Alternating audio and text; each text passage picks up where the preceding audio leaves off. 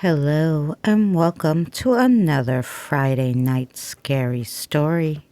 Tonight's story is an original made by me with the help of ChatGPT. The title: The Spectral States of America. The 2028 election was the most chaotic in U.S. history. Donald J. Trump, aged and defiant, launched an unprecedented bid for a third term, dismissing constitutional limits as fake news. Backed by a fanatical base, rogue AI propaganda, and a suspicious number of reanimated Ronald Reagan holograms, Trump's campaign stormed ahead with bizarre rallies held in cornfields under blood moons.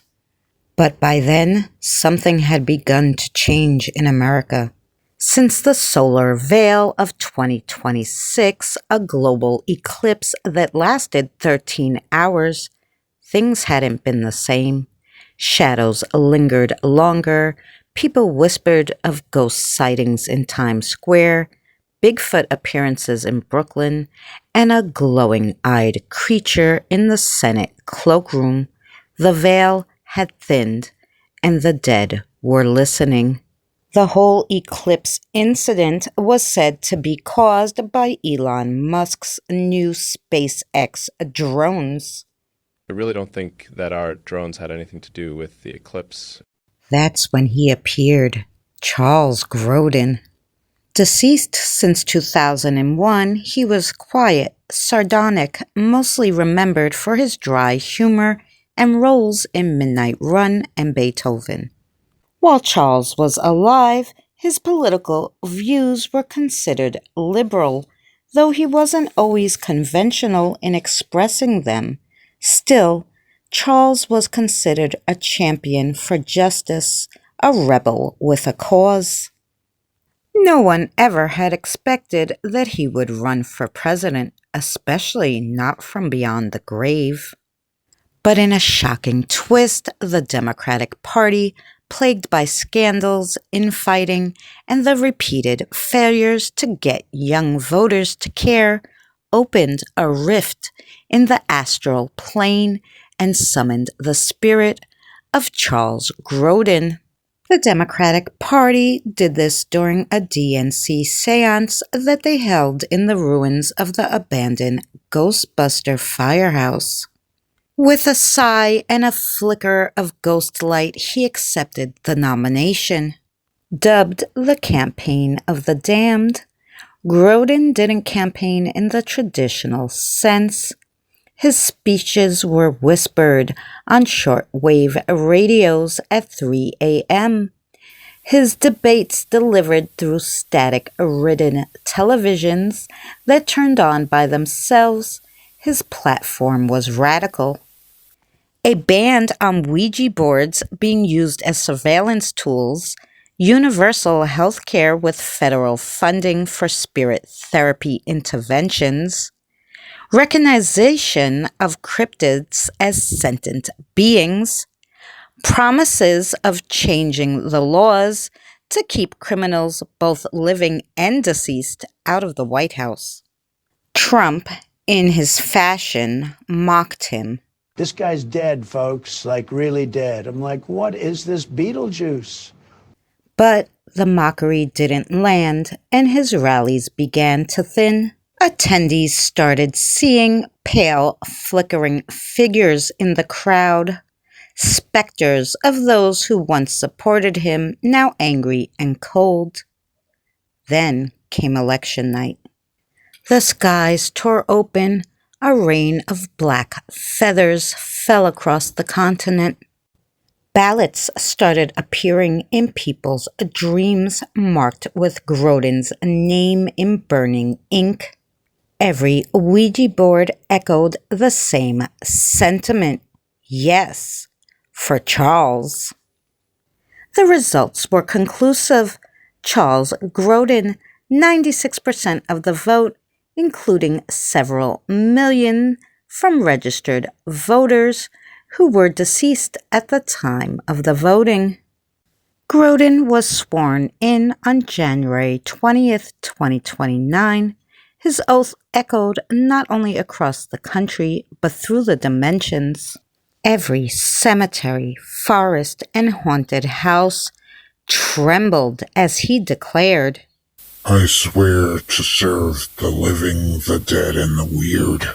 With Charles Grodin as president, the fabric of the United States unraveled and rewove itself again.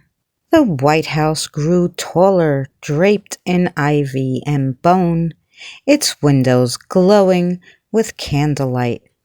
Congress was replaced with a paranormal council featuring cryptids like the Mothman and Bigfoot, who delivered excellent transportation reform. Lincoln's spirit returns, expressing cautious optimism. Cities like Atlanta and Portland became havens for both the living and the long departed. The IRS was replaced by a single haunted mirror that simply whispered your debt into your ear until you cried. And Charles, he ruled from both the Oval Office and the astral plane, delivering policies through possession and cold drafts. He was dry, firm, and eerily fair. "I'm not mad," he'd say, appearing in dreams. "I'm just disappointed."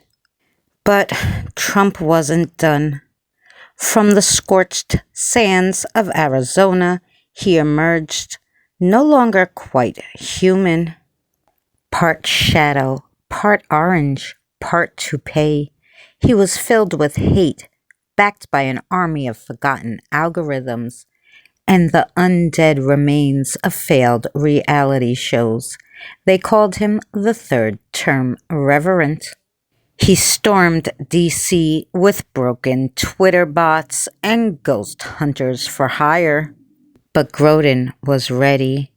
He summoned the American pantheon, ghosts of the Founding Fathers, the spirit of Harriet Tubman, the last Buffalo, and Elvis.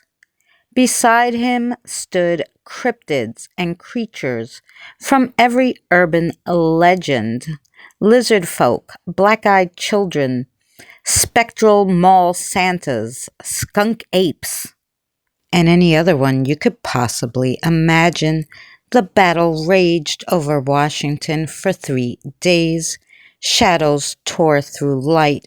Fox News accidentally broadcast the final showdown, which caused half the viewership to ascend into fog.